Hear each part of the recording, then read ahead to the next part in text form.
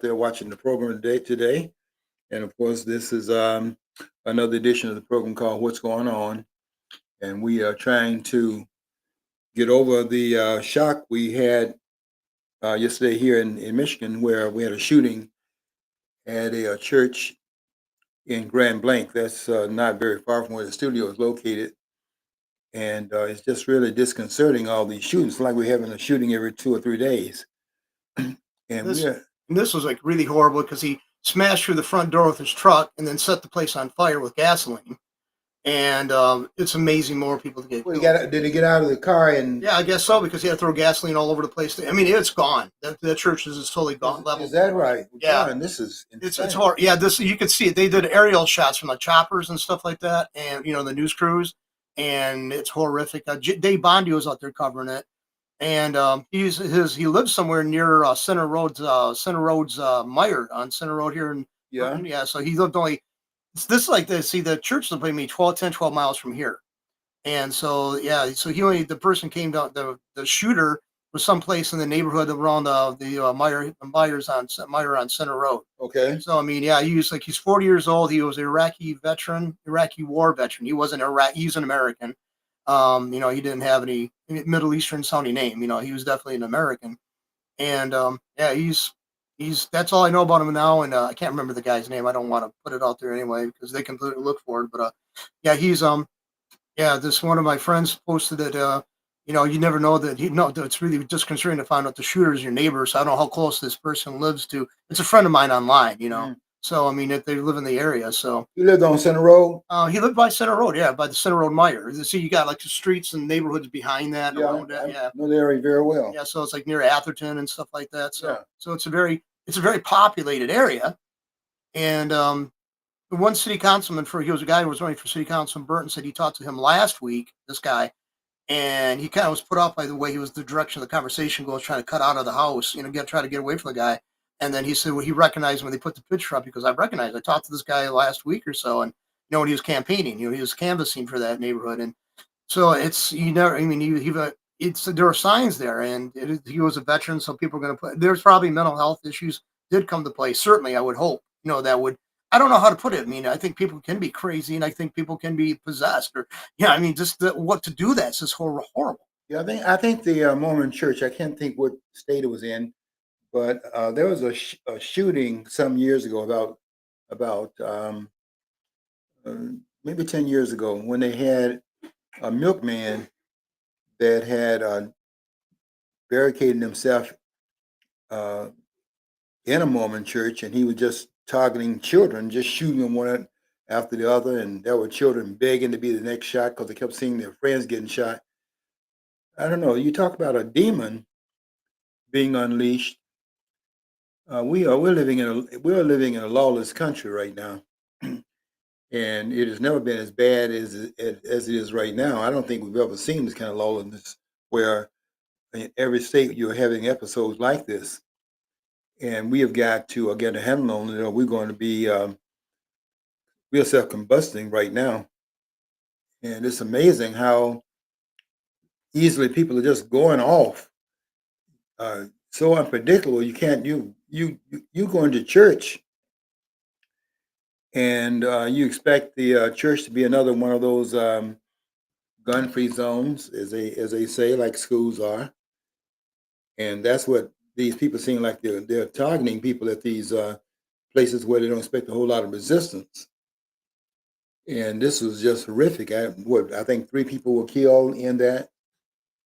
And John, how many person were killed? I think there was the shooter was killed. And there was the first person who was killed at the scene right there, and then I think later, I think it's the body count of the victims is up to 4. Oh my So goodness! so it's like I think it's 5 people. I mean, that could change according, but that's what initial report. But I did hear that there was more dead than their initial reporting. They said one, the parishioner was dead. So later in that, it was the number tragically went up further. So You go to carry out your routine. You don't expect anything bad to happen, and you it's just amazing. You send your children to school, and now you got to really worry about them whether they're going to come home or not, because the society has become so volatile right now that anything is possible. Anything can happen. And our society has become lawless. I think a lot of it is because our leadership is so lawless. That's why I think it's so important for the topic we're going into that people like James Comey, it's got to Hmm. be held accountable. Yeah, Because that basically that sends a signal. You can do whatever. We can do whatever you want. yeah, We can you what? got to get a handle on it at the top for sure. And these people are standing out as leaders of the country. If they're not held to account, and if they're not expected to follow the law, and there's no accountability if they don't follow the law, then we're just consuming ourselves. We're self-consuming at this point. And I'm just really at a loss to understand the extent of the depravity of the society right now. I'm still trying to get over the death of Kurt, because I think this country lost something very great in this man who took it upon himself to try to open for dialogue. With people that didn't agree with him, he wasn't bothered by the fact of disagreeing. He wanted to open for dialogue and let's talk about it so we can see where we are with it, and we'll establish some kind of common ground. Because I don't think anybody ever met a person that they would disagree with on every point, and some common ground that could be reached. And I think that this is what Charlie Kirk was trying to do. He was trying to extend himself, going into, and this is really a lion's den. I work there, so I know it's a lion's den in terms of the conservative view. It's almost like for some non grata on these college campuses. You go there, you open up the conservative box, and you're going to automatically have opposition because those are liberal institutions now taken over by the Marxists, pretty much. And that's all of them from, if you talk about Harvard being at the top of the food chain, that's from Harvard University, all the Ivy League schools. I don't know of a single one. None of them have any conservatives as their department heads. Not in the social studies field. Not in the area where I have my training. I didn't run into them at the four universities I went to here in the state of Michigan. And I have to tell you that. But even then, at that time, I didn't see anything that's outlandish. I mean, you could tell the point of view was skewed toward a certain ideology, but it wasn't as much out of place as it is now. And you go in there right now, and you better not even think about saying anything that halfway sounds like his conservative point of view. It's just not allowed. And I had a lot of respect for Kirk going in there. I knew that he had to know what he was getting into, because that point of view. I know one time he was asking in his discussion with some of those students. He had about 3,000 students around him when he shot, and he was asking in some of the discussion he was having. He was asking those. He would ask, "How many percent of you are in economics?" And they would all, some of them would raise a hand, and he would say, "Well, how many of you have heard?" And he would name some of these conservative economists. The top of the food chain would probably be Ludwig von Mises, and that's a piece of work. And then he would talk about his student F.A. Hyatt, and there's a person down there. What's his name at University of Auburn? Mark Thornton. Yeah, Mark that. Thornton. I think it's Mark Thornton. Yeah. Yeah, that. Yeah, just a group of them that and Thomas Sowell, of course, would come out of the conservative school. He's not necessarily a proselyte of Van Mises, but he's a conservative economist. He's from the Chicago School of Economics. With Yeah, Friedman headed up. Freeman's Yeah. influence, which wasn't immediate because Thomas Sowell was a Marxist when he when he came out of Freeman's class. I don't know how that worked, but later on, but he had some experience beyond that, where he worked in the government, and some of that was a wake up call for him, because he found out that his idea of that the government is the answer, and that was found out very quickly not to be the case, because of the inefficiency he ran into when he worked in the government at some position that he had there. And if you think that's the answer, if you ever thought that was the answer, then you definitely at that point was brainwashed. He became a great thinker later on. Everybody's trying to figure out how can you come out of Milton Friedman's class and be carrying that kind of water. But that's his testimony. But it's just amazing how uh, you have these people now just simply have no self control. They get so carried away with what they think they know or what they strongly believe in, and they feel that they are defending something that it's like you're defending some hidden, what would I call this? Some demonic impulse, and they're out there defending something that I don't think they understand. Certainly, they don't understand that they're going off like they're doing. And it's amazing that we are having these people go into these churches, these schools, and granted, these are known pretty much as gun-free zones, but there are a lot of gun-free zones. The grocery store is a gun-free zone, and almost everywhere you go, and who's out there packing with their hand on their gun and their holster because you can go to a service station and be exposed, and that would be a gun-free zone unless you got something that lets you carrying, whether you're licensed to carry or not. It's very frightening, and I think that is kind of like something that's coming out of the environment we're living in this country, where we're feeding this impulse from these lawless leaders that we have, because our leaders are lawless, and they're setting a tone. You just turn on TV and listen to them sometime, where they're talking about they're going to defy this and they're going to defy that, and here's this guy over in Chicago. Just name the city, the state. Look in California, what Newsom is, what Gavin Newsom is talking about. This man wants to be president of the United States. That'll be the biggest mistake this country can make. And just listen to these politicians and how they are saying they're going to do this and do that, and all of them are talking about defying the law. These are laws on the book passed by the Congress of the United States. I don't like all the laws they pass, but until you change the law, that's the law of the land until it's changed.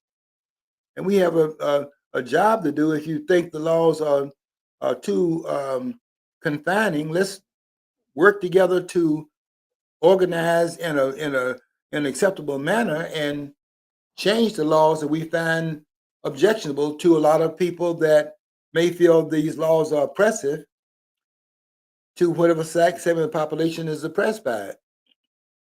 I feel badly about some laws that they pass where if you're planting a garden in your yard now, they can now come under the Commerce Act.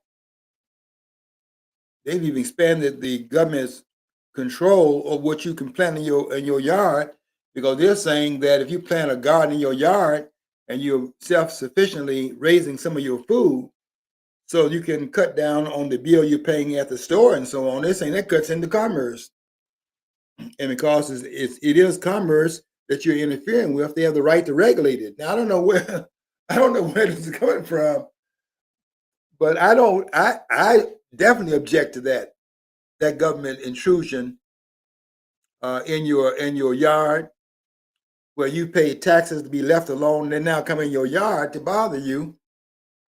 There's enough that bother you after you come out of your yard, drive your car to your driveway. It's enough that they're doing that.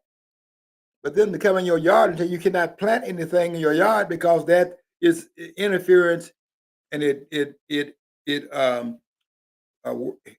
hurts commerce in terms of the exchange in the marketplace, where you're creating another marketplace that grows the marketplace. You're not shutting in the marketplace down when you're actually adding to the marketplace, because of the marketplace in your backyard. You can't tell children they can't sell Kool-Aid in the front yard in the front yard of their house, and they're trying to as a young child. I knew I was one. I was in business when I was like 8 years old, trying to earn a little pocket money, a nickel here, a dime there, a quarter somewhere else, and I was trying to get some cookie money, and I could do that if I showed some ingenuity in terms of going out there. Maybe I had three businesses. I had a coat hanger business. I had a shoe shine business. I had a pop business. I'd go around and find pop balls. I used to have them 2 cents for the bottle. You paid two. You used to pay 2 cents on the bottle, so you bring it back. Now it's a dime. That would be heaven for me at that time if I project that back in the time when I was growing up. Because if you had a dime in your pocket, you could buy a pop, which costs 6 cents. You get a 16-ounce pop, and then you get four. I used to call them 2 for a penny cookies, and they had different kind of variety of cookies. So if you have 10 cents, you could get your whole meal.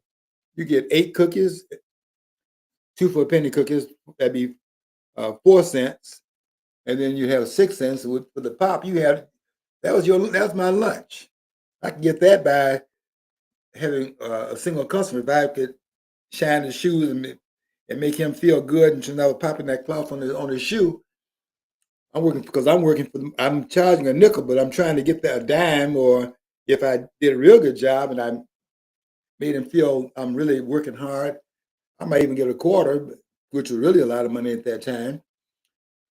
But you can't be telling people they can't go into business, and the business that are coming in that they're setting up is on the yard where they pay property there for the government to leave them alone, and the government comes intruding itself into that space there, which they have no right to do under any of the particulars that I'm aware of, and I know it pretty well, and I can't figure anything out that would, in fact, allow the government to come in under the Constitution and interfere with that commercial that takes place in somebody's own yard. Next thing they'll be telling you is you can't have you can't have a garage sale as you're trying to sell away you're moving, and you don't want to carry all the stuff with you because as you change the habitat, there's some of the stuff you got in that house you won't need in the next house. You might be downsizing because the kids have left and you don't need the size house that you were in when you had all that stuff. So you're having a garage sale. And are they going to tell you now that you can't have a garage sale? That's commerce, and by you having a garage sale, they're not selling certain things that maybe in the warehouse, like Home Depot, and you may have different things you're selling, and by you selling it, the other guy loses out in a transaction he makes. But that goes on because the marketplace should be free. If the marketplace is allowed to operate, all you're doing there is making it more competitive so that the person there, in order to get an edge, has to contend to compete in the marketplace for the business that he needs. He can't just go off asking and go on vacation and not do the work. He's got to now work at how does he get around the competition that's going on and not let that stymie him in terms of him wanting to stay in business. He has to find a way in order to do it. And the creative capitalist can do that. And I see him doing it all the time. I was talking to a guy. I was talking to a guy the other day. One of my colleagues I worked with a long time ago, and he was telling me, uh, uh, called me to talk to me about his tax sheltered annuity, he didn't think it was tax sheltered, and he was not satisfied with the fact that he's now paying a tax on it. So you couldn't figure out how's it tax sheltered if he's paying tax on it now. I had spent about an hour trying to calm him down because now that's a problem. But I had to tell him that there was something that the government did in terms of giving you a tax shelter and why you put your money into the account and growing it. But at a certain point, Uncle Sam is not going to let you get away with not paying taxes on that money that you didn't pay taxes on at the point that it was in fact made. You put some of that money that was made that should have gone to taxation at that point into an annuity, and it stayed there hidden from the government's hand, but the government still knows it's there because because when they put it in there, the government has a record of it, and they expect you at a certain point to put it out at a certain age so that the government can get quote unquote its share of your money. And I had to go through that and try to calm that discussion down. I don't necessarily agree with them. I mean, I don't ever want to have people think I believe that when I'm paying taxes, I'm paying my taxes. You're not my taxes. I'm paying the government's taxes. And the reason I pay it for the same reason that Ayn Rand was asked if you feel the way you feel so strongly about government being intrusive and so on and so forth, then why are you paying taxes? And her answer was, if I don't pay taxes, I go to jail. That's why I pay them.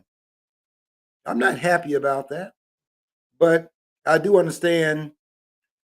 I'm not agreeing with Oliver Wendell Holmes here that taxation is what we pay for civility. I don't see any civility out here.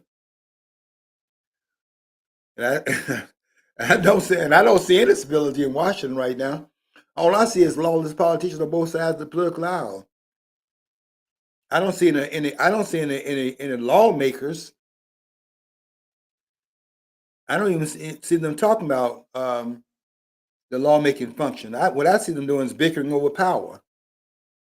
That's all I see. I don't see them talking about legislation, how they're going to pass this and make this better in this case, and rescind this and revoke some of the things they passed on the books that no longer apply and didn't do the things that they thought it would do when it was passed. But now we found out differently and want to now retract our earlier verdict. I don't see any of that going on. It should go on a lot more. That's why some people are saying, well, what you should be doing right now is looking at what you've already passed that no longer is applicable because of things you found out once it was passed and how it actually operates in the marketplace, and you found out you were wrong, and now you want to go back over the work and admit that to the public that you made a mistake and then rescind it. You see, that would be a government that's functioning properly, because some things you don't know, you have unintended consequences. There's things you don't know. But when I see the government intruding in the places where children are trying to get a little cookie money, and by that they're learning how to be entrepreneurs later on to add to the economy, because if they can learn how to do things with their own hands and make a way for themselves, that's less on the government dime later on. If they can learn to be self-sufficient as children and grow with the idea of being independent, that grows the economy. It doesn't shortchange it. It doesn't stifle anything. It actually expands it. But they come and talking about you can't. Look, I see people that are trying to do a community service, and they plant in a yard where there's nothing going on. They plant it in the yard, and they have the people. They don't fence it off. They're the people that can come there and they can pick this and pick that. And by the time they leave there, they have what Elvis Presley saying about poke salad. And Elvis would say, that's poke salad. He was great. I have to say that, the greatest entertainer of all time. But that's what they would do down south. They would do things they knew the money was always a problem. And what the community did in order to make up for it is that they made up for it by handling the deficit by being community minded.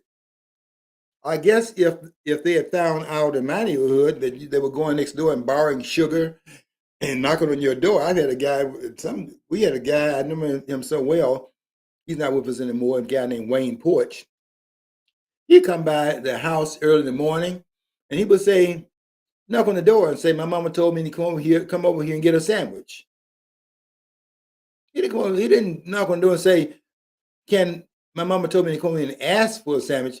He knew that if you had anything in your house, it was there for the asking. And so his comment was, my mama told me to come over here and get a sandwich. But I tell you this, and I want the government to understand this, because that was the dialogue when there was no sandwich in the other house, and that was the dialogue at your door. You didn't have no bars up to the windows, and that's a consequence of the community being self-reliant and depending upon itself. But they're not satisfied with that because there's no way you can tax that. And that just is mindful of our real relationship to our government. And we must get honest here. And that relationship to the government is that we are tax cattle in this country. And that's all we are.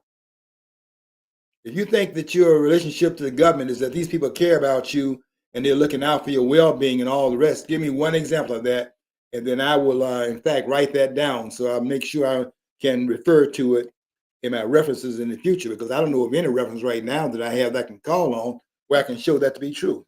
I don't think it's true. I don't think there's ever been an evidence that the government actually cares about its citizens. They care about the politicians. The politicians care about the citizens. That is when they say the government, it may sound like, we got this overarching instrument, this agency over the country that's looking down, like they used to have Eisenhower. They used to have when I was coming up, they used to have Eisenhower, who was president in '52 and was elected again in '56. And so when I was growing up, they had him. They had the people down here, the little puny people down here. He's up there in the video feed or the TV image, uh, and they have him looking down at the people like he's up there at this lofty place, and the people are down here. He's down there talking, and they down here is talking down there where they were. And I thought, wow, these people are they're so concerned, and look at how they are up here on this lofty plateau, and they're looking out, looking down at the people, making sure their needs are taken care of. I was starry-eyed thinking that image that they were giving us was true. It had nothing to do with the government at that point, nor has it had anything to do with the government in the past. And when people ask this question about when was government great, because when Trump says he wants to make America great again, they want to ask him, when was the country ever great? Well, I got an answer for that one. That's an easy answer. The country was great when those framers went to Philadelphia and went there to, according to the official charge, they went there to revise the Articles of Confederation. That's what they went there for. But some of them had a little plan on the side. You go read those. You go read those documents, and you can see those guys went there with a little bit of something on their mind. So they kind of had gotten flabbergasted. They had gotten really to the point where they were flabbergasted over what was in place. That could not work when you have such restrictions placed on the central government, where out of your fear of another King George III being created. And I can understand the paranoia. I can understand that. Out of that paranoia, you're trying to create a government. I understand that very well, better now than I did when I came out of grad school. But I tell you, I understood it fairly well even then. I think I understood it fairly well then, because I kind of figured some things out. And I had been going over it for a long time in my mind, because I really got on this path of where I am now. I'm kind of at the end of that path now, kind of like, sort of. But I was on that path even in high school. I didn't realize it, but I was on it when I began to look back at it. I said, this is where I was being led to this final result. But here's what I was doing even at that point. And that was in high school in Mr. Vaughn's class. I was very interested in government. And my PhD is in political science, but with a strong leaning toward the government, toward the Constitution of the United States. And I consider myself, maybe they don't. I think the people the people at Easton did at that time. I think that when I began to tell them, when they see what they do is they put you in front of a committee. I don't know if they still do that or not. But then they take shots. They're not taking shots. They're asking certain things of you. When you're telling them where it's located and things like that, they were looking down. They look up like this right here. Yeah, that was quite an experience there. But they had never seen anything like George Moss before. I can tell you that right now. And that's been true in every university I've been in. And I've been all four of the major universities here in Michigan, the state of Michigan. And I walked through them. Every last one of them I went through. and yeah, they found out. Some of them found out the hard way that I don't take any prisoners when it gets to that in terms of the classroom. And I never felt out of place in a classroom, even when I was in undergrad school taking my first test. Because I was in there, I thought when I went to college, I thought I was going to be in a classroom where you had these scholars in here. I didn't know there was so much cheating on the college level. I thought about it was in the college level, get based on where I started from. I thought about it was a scholar when you get to college. I didn't know you had so many airheads as I see it now in those classrooms. But I want to tell the government right now to its face, you have no right under the Constitution that I studied to be restricting anyone doing commerce on their own property. Now, I see I'm riding. What was that? Was that the Mormons that were doing that? They were selling some kind of milk or something, and it didn't have the. I mean, the Mormon. It was probably the Amish. The Yeah, Amish had the farms. Yeah, the Amish had the farms. That's it, John. It was Amish. And if there's anybody that you don't have to worry too much about, I'm not saying the government should not overlook it or should not oversee it. But the Amish, I don't think you have to too much worry about the Amish having taken it. Not the way that their lifestyle is so 18th century. They don't want to modernize. You don't want to come into how you cut corners to increase profit and things of that sort. When I go to the store and I see anything about the Amish, I know I'm pretty well satisfied. I'm going to be satisfied with. I buy a lot of potato salad and stuff like that that have the Amish name on it, and then they have some Amish with chicken. I think that if I see that and it has Amish name, I don't have to. I don't have any question about the integrity of it. But if you're going to be regulating things that the Amish are putting out, as they were doing in this one case, where they were going there and trying to see if they were processing it, is it pasteurized, is it homogenized to the extent the government would require. It's above the standards of the government. Besides, you know that pasteurization and homogenization of milk actually removes the useful bacteria in it, so your body can digest it. That's why so many people are lactose intolerant now. Yeah, Yeah. yeah, John. That yeah, I was the milk has been changed because it has such a high caliber of fat.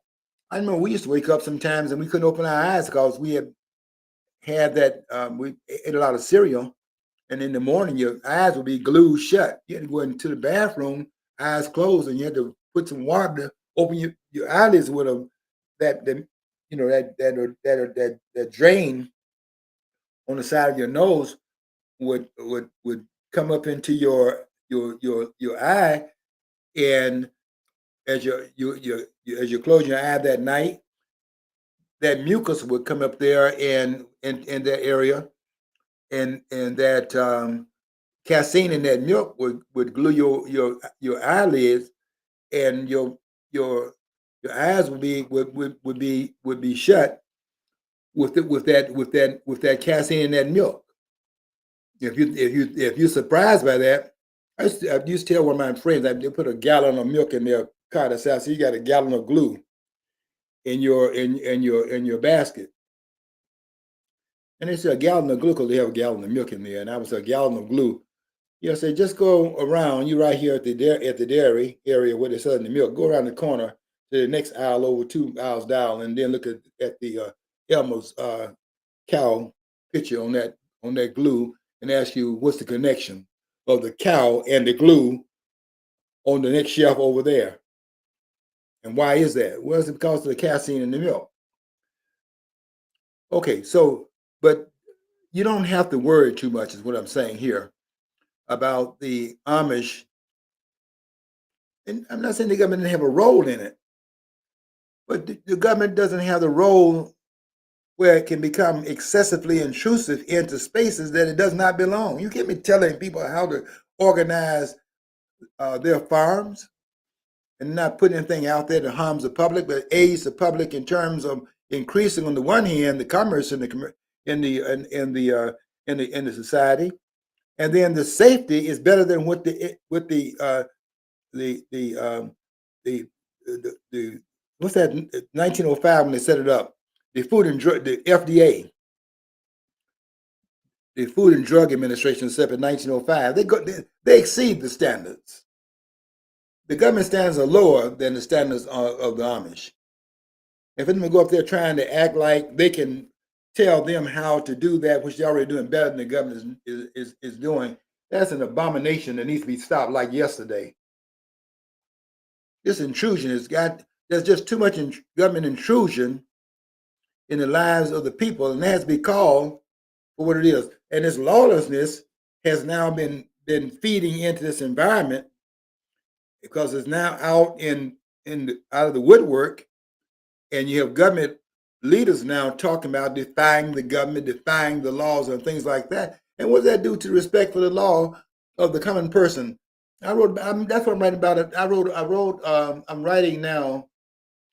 I think I just finished the 3-part. Yeah, I just now finished the 3-part series where I was writing about that the law passed by lawmakers, and these laws passed by lawmakers, and now those that disagree with the laws that they themselves, I got to use all the pronouns, they, themselves, they, them, those, all the pronouns, I and me, I don't listen to about anything.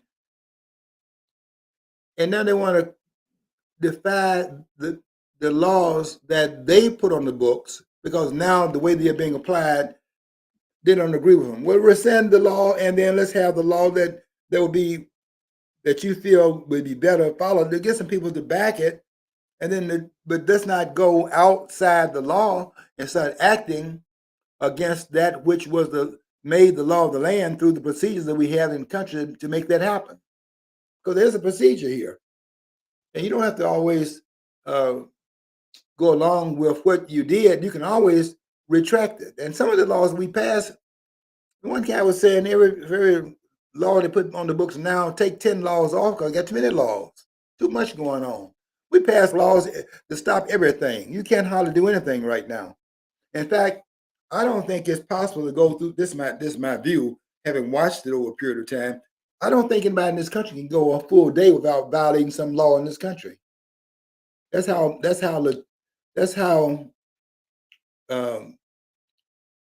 we are we're a very litigious country also. It's very hard not to violate some law in the course of a day. You just simply going about your day, and by doing just your daily routine, before the day is over, I can guarantee you that you violated some law that's on the books, because they pass so many laws that have, many of them make no sense, but these people are busybodies, and they feel they must be doing something in order to justify their pay, or the other thing, which I think is even more probably the case, and that is they don't want persons to realize how obsolete their leadership actually is, because we don't need no full-time members up there in Washington. But and see, at one time we didn't have. Go read the Constitution. You see where it states in Article 1 that Congress should meet at least once a year. That's the requirement. And this stuff that we have right now, where you have these politicians that are up there for a lifetime. I don't know how we got into that frame of thought that we ought to have career politicians. We didn't have career politicians at the beginning. They went there and did some work, did what they went there to do, and once they did it, they went home. George Washington was not compelled by law to go home after 2 terms. He compelled himself to go home. That was the intent in going there. He went there, and then after he did what he went there to do, which was to do what is in the preamble of the Constitution, we the people of the United States, in order to form a more perfect union. establish justice, ensure domestic tranquility, provide for the common defense, promote the general welfare, and secure the blessing of liberty to ourselves and our posterity. Once that was done, he's sitting over the configuration of that to get that done through establishing the government and putting it in place in order to do that. George Washington went home. He had done his work. He went on. He went back to Mount. The man went back to Mount Vernon. And you're not going to be able to get me to admit that anybody's going to ever top that. I don't care how good y'all said Donald Trump is. I agree that Donald Trump is an adequate president. But don't come telling George Moss, of all people, don't tell it to me. Of all the scholars you have in this country, don't tell that to me. Because I think I'm above all of them. That's my ego speaking, but I'm not. But I must tell you, I listen to them on TV. Every time they get on TV, I like to tune them in real quickly. I want to see what they're going to say. And then I'll tell you, some of the stuff they're saying they cannot say. Not what they're claiming is their credentials. But I don't think those are their credentials, quite frankly. Because I hear them. I know they're not trained in this area. But the government cannot do the things that it's doing. I think 3/4. I think Dr. Walter Williams of formerly the late Dr. Walter E. Williams of Georgetown University, you say 2/3 of the things the government is doing is unconstitutional. I think it's more like 3/4. 75% of the things that the government is now doing is unconstitutional. And Napolitano's book even goes further than that. It says the whole document's been thrown into exile. Got a book out, you ought to read it, Constitution in Exile. But the government cannot intrude the space that it's in right now. It's regulating everything. It's gotten to the point now where we are really we're really living in a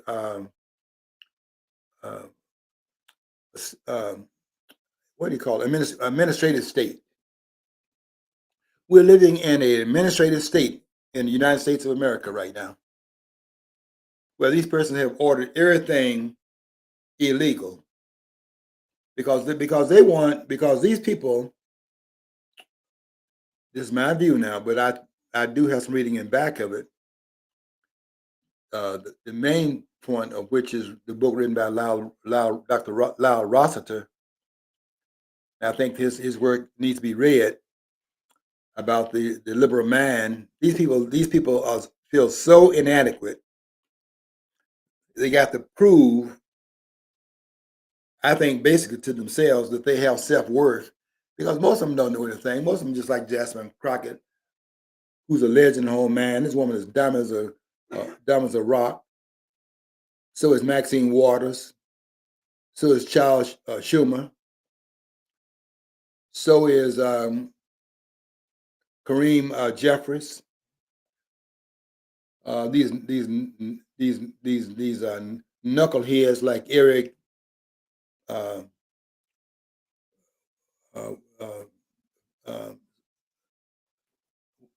What's the last name of Falwell? Sowell. No, not Swalwell. Eric Swalwell of California. He's another knucklehead. They're all knuckleheads. They're all knuckleheads.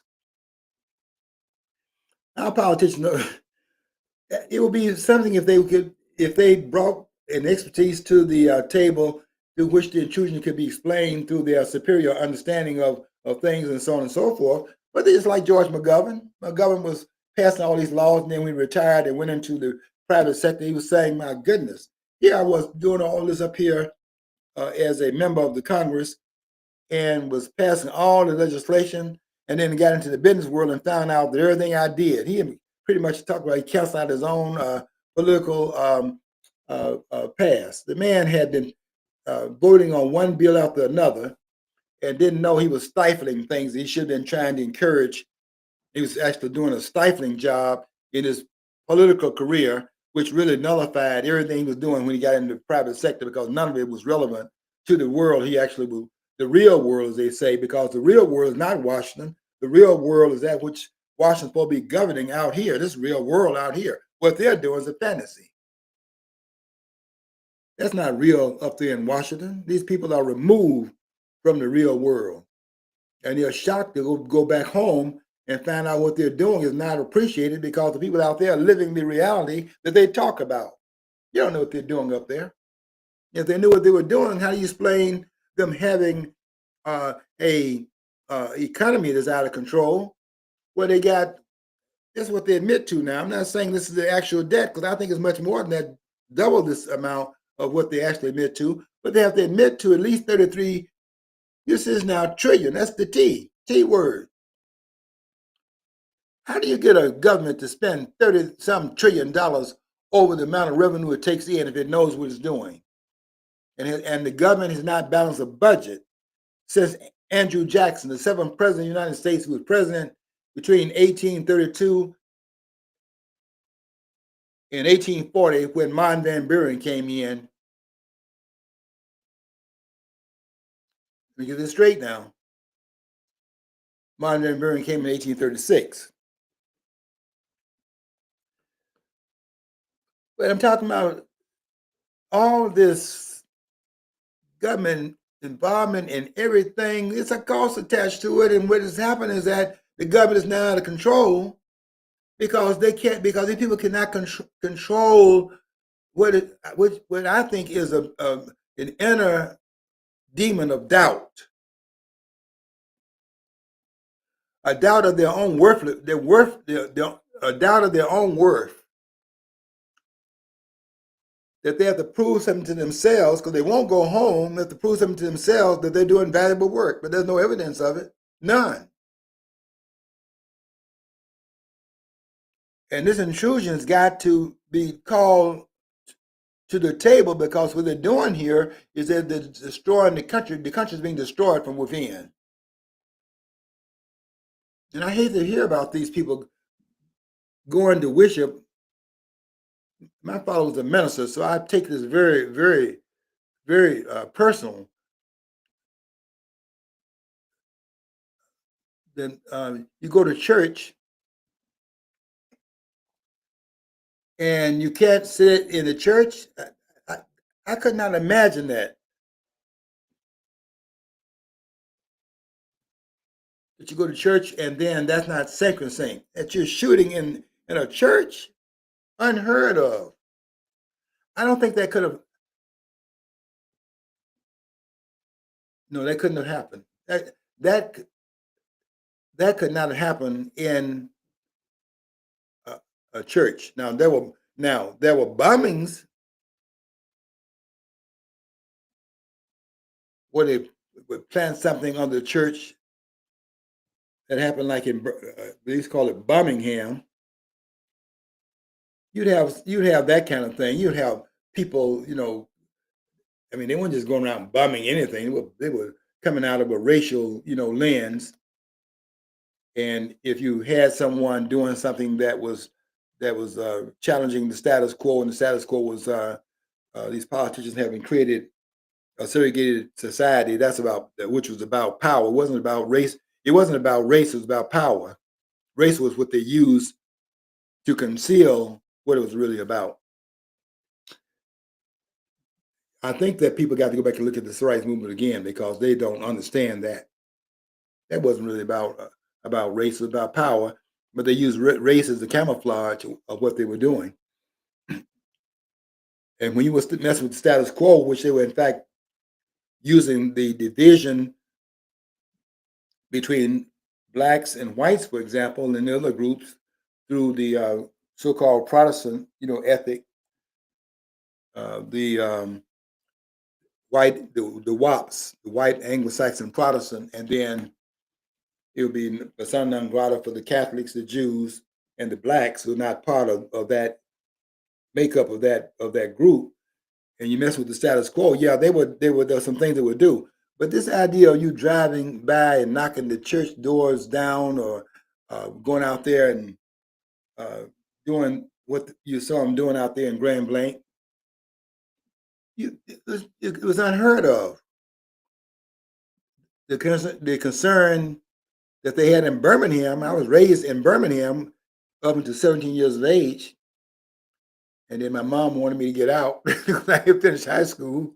My mom had scrubbed clothes and floors and washed dishes and made up beds and did that for 17 years. My mom wanted her children to become independent, get out of here. And I had to get out there, get out at 17. I had to find, and I got out at 17. I left home when I was 17 years old. I never moved back home. I would go there for I might have gone there for a respite, but I never moved back in my house after 17 years of age. 'Cause my mom wanted her children to become independent, and I became independent at 17. Now I have to tell you this: I was able to do some things with the poverty I came out of, and the government was not everywhere stopping me from being able to earn enough money so that I could, as a poor person, to go to school by working in the summertime. You can't do that now because the government got involved in these grants and so on, and they want to now control this and control that and control everything else up to the college level. So you can't even come out of college right now without some debt to the government. This is the kind of craziness these people are getting involved in. It's all because of the insecurity of these politicians. I came out as a poor person. I was wearing holes in my shoes going to school and high school with cardboard in my shoes. I came out of college. You won't believe how long ago that was. My first degree was in Tennessee in 1966. It's been so long ago right now. I have to think about what year was that. But it was 66 when I got my first degree.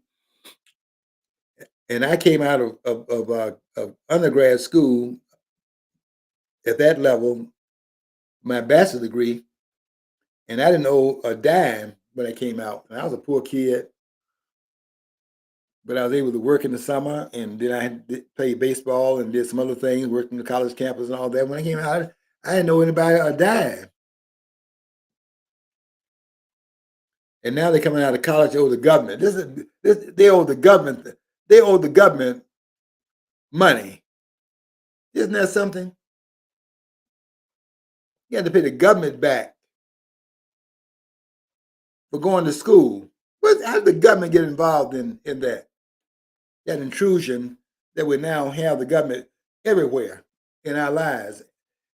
And none of that is constitutional. For the government to be giving out money, what person goes, you find your own, you have to find your own path.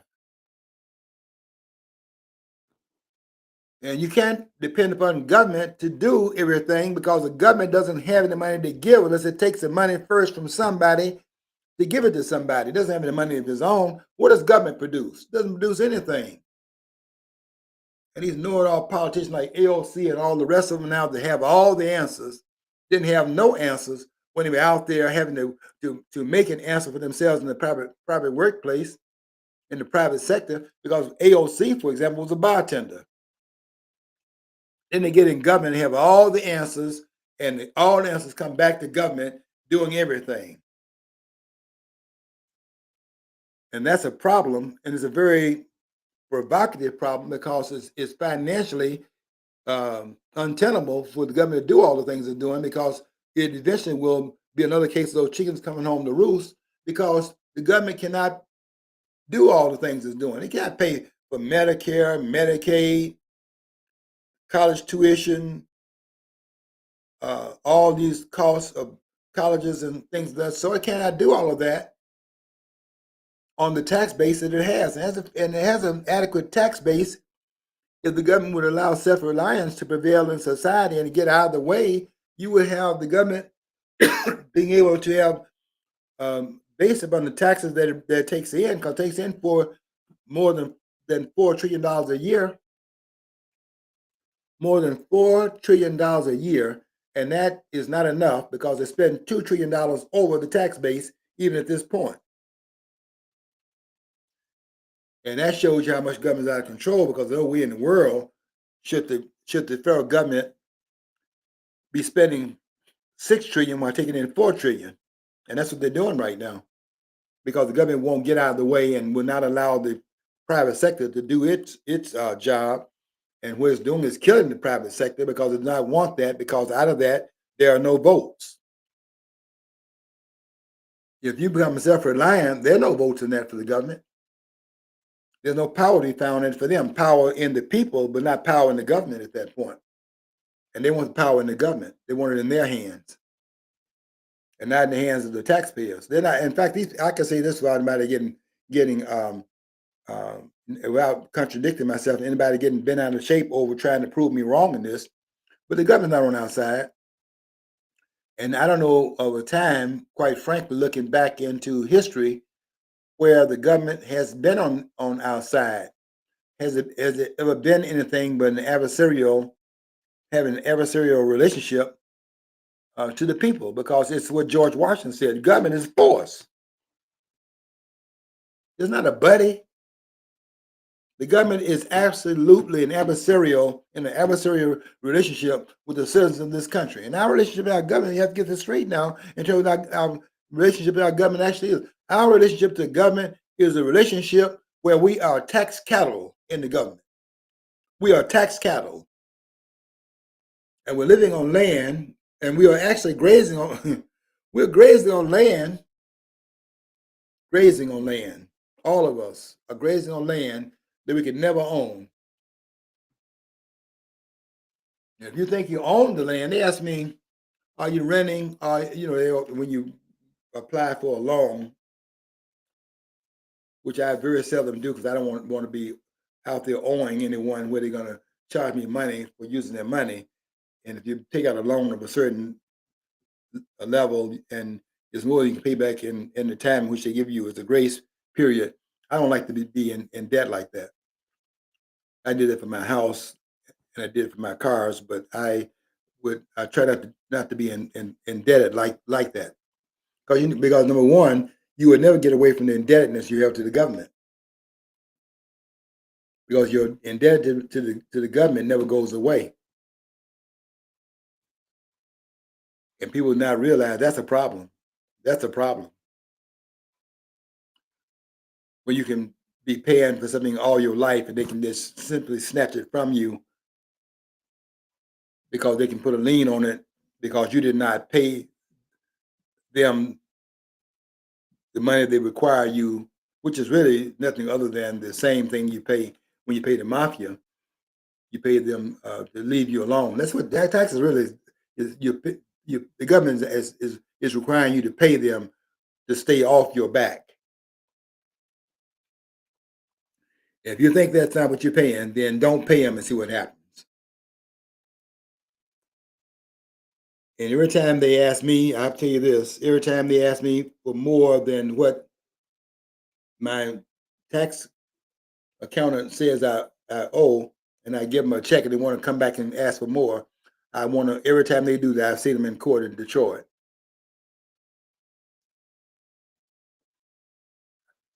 Because I don't owe you any taxes. And when you say that I didn't pay you enough of my money that I went to my job and worked on and eked out the part you said I owed you. You say I owe them more than that, then I'm gonna see you in court. And I've seen them in court, I think 3 times so far.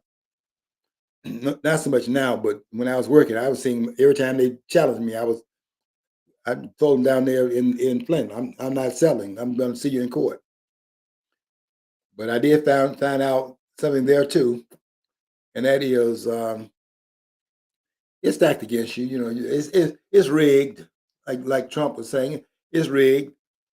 And I don't fault him for beating the system that's rigged, because if you can beat the system by using the system against itself, that's nothing other than, as Trump said, you say that's because I'm intelligent.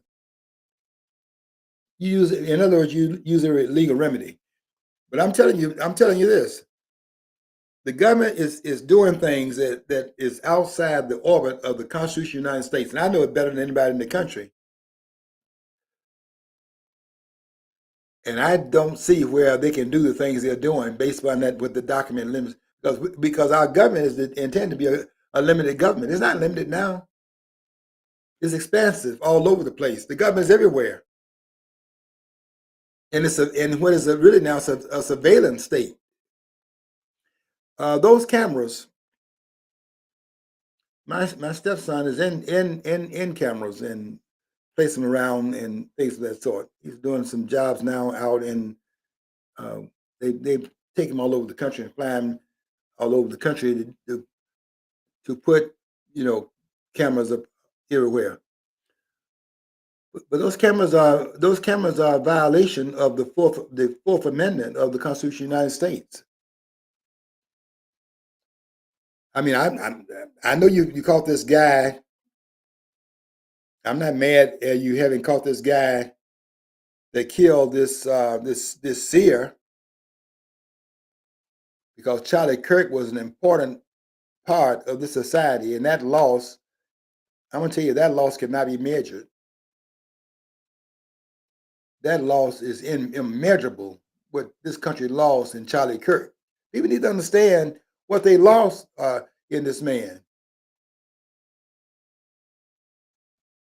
What kind of sickness we have in this country for a person to have been celebrating this man's death. This man, even if you did not agree with the man, you don't celebrate a man getting killed. Did you see how bad Bill Maher took it? The Charlie Kirk's death. He had somebody sitting in the chair, and he said he was like drinking. He goes, "I may be getting a little more drunk than normal because a guy who was just sitting there is gone." And he's like, and he was visibly shook. He was soon after the death of Charlie Kirk, and this was Bill Maher. He was shaking. Shaken. He was really shaken by the turn of events and Charlie getting killed. He said all he did is talk. Yeah, well, all he did is talk, and he allowed it, and he said, and he's gone. They killed him. He's dead. Yeah, he has his moments now. I don't agree with Bill Maher on very much. I don't watch his program as I don't watch liberal programming. I don't think he can teach me anything, and so I don't watch him. I didn't think they should have brought Jimmy Kimmel back. I don't watch him, but I know about him. And the comment he made, I know I'm not going to watch him now that he made that comment. But that look, the government itself has ferreted out a space for itself that does not belong to the government based upon restrictions placed upon the government. We have our Constitution requires a limited government under control through the separation of powers. That's why you have the separation of powers. And that's why you have a check and balance system, so as to have a limited government. That's the intent of it. And to not have that really is the discombobulation of the very foundation of what was set in place in Philadelphia in 1787 from May 25th would be the beginning date, from May 25th to September 17th of that year, when those framers went to Philadelphia, and some had plans under the table they pulled out and began to work from plans they already had in place, because they knew someone went there with the idea that they had to have something to put in place, because many of them had already decided that the articles were too flawed to work, and they went there with the idea that's got to be thrown out of here. That cannot be on the other side of this convention. That cannot be what we have here. But they never envisioned that we'd have a government which was starting out as a government that was restricted to one now that is so expensive right now, and there's so much bureaucracy that is created that it cannot be restricted. If we're not talking about reducing the size of government, we're not talking about a government being under control of the Constitution, because it cannot be brought under the Constitution based on the behemoth, the monstrosity that's been created in the aftermath of what was done in Philadelphia, because we've been off course ever since. It's amazing how quickly we got off course after that convention, which I think was really the test of which was in that election of 1800 between Jefferson and John Adams. I think that election right there was one which showed how quickly the country had come unglued from what had been decided in Philadelphia in 1787. Because how many years would it be from 1787? What is it, 13 years? From 1787 to 1800? 13 years later, we have two of the critical members that put together the fabric of the United States that are now at odds with each other because they had come away from what they had agreed to and what they were trying to do 13 years earlier. Really, for Adams and Jefferson, that goes back even before that to 1776, because they were pioneers and premier figures in the revolution that brought about the country's birth. That's how critical they were. But look how quickly that came apart, even at that point. Because really, the reason why Adams and Jefferson fell out is because Jefferson siding with James Madison, and therefore he and Jefferson and Madison siding against really Adams and Alexander Hamilton, and to some extent a little bit of George Washington in there as well, because Washington was kind of like leaning toward the Federalist view, and these were people that were kind of more anti-Federalist than Washington was. And this conflict, you're going to see the seams coming apart. One day we had to talk about this in terms of what really went on, where this seam breaking was taking place piecemeal, but then at an accelerated rate as the country went on, and for a lot of reasons why it began to accelerate. We need to have that conversation at some point. But I'm telling you right now, and what I'm trying to say in this discussion here as we close down, is that the government has gotten beside itself and gotten out of control to a point right now where the intrusion cannot be tolerated any longer. We've got to go back to the framers. I keep saying it over and over again on this program. We have to get back to the framers. We got to go back to what they were trying to do in Philadelphia, what they did in Philadelphia, and that we've become dismissive of today. And that's why we are now admittedly in the debt we in, and they admit to $30-something trillion, but there's worse than that. It's really about $100 trillion of debt. And why the government is so much out of control right now, to the point we got people shooting in these churches, because the government leadership is setting the example in the country where it is now out of control and is now inviting others to join them in that arena where they are, because they're lawless in the government now. And that has to be changed. Okay, I got to get out of here. I want you to follow your dream, because if you don't follow your dream, you'll never know what's on the other side of the rainbow.